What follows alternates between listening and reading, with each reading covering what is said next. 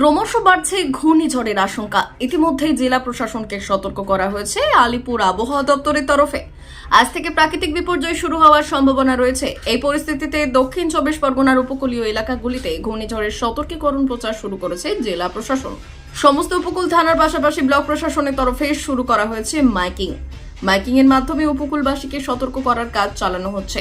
অনুযায়ী বঙ্গোপসাগরে এক গভীর ঘূর্ণিঝড়ের আশঙ্কা রয়েছে, তাই উপকূলবর্তী জনগণকে জানানো যায় যে আপনারা নদীর মাঝখানের দিকে গিয়ে স্নান করবেন না, আপনারা উপরের দিকে থাকুন। এবং মৎস্যজীবী ভাইদের উদ্দেশ্যে বিশেষ ঘোষণা, আপনারা কেউ গভীর সমুদ্রে মাছ ধরতে যাবেন না।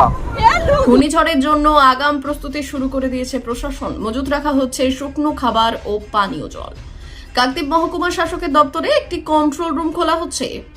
পরিস্থিতির দিকে নজর রেখেছে জেলা প্রশাসন। প্রতিবার সুন্দরবন অঞ্চলে সবথেকে বেশি প্রভাব পড়ে, তাই আগেই রক্ষা করতে সতর্ক প্রশাসন। আগামীকাল রাজ্যে ৬ষ্ঠ দফার ভোট, আর ভোটের সময় ঝড় বৃষ্টির পূর্বাভাস, যার জন্য সতর্ক করেছে জাতীয় নির্বাচন কমিশন। ভোটারদের সুবিধার জন্য নানা রকম ব্যবস্থা নিয়েছে কমিশন।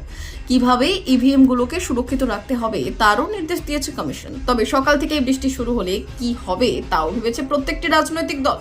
যদিও বঙ্গে ভোট মানে ভোটদানের হার সারা দেশের থেকে বেশি, তাই রাজনৈতিক দলগুলিও চিন্তা ভাবনা শুরু করে দিয়েছে কিভাবে বুথমুখী করা যায় ভোটারদের। ব্যুরো রিপোর্ট, উত্তরের প্রহরী।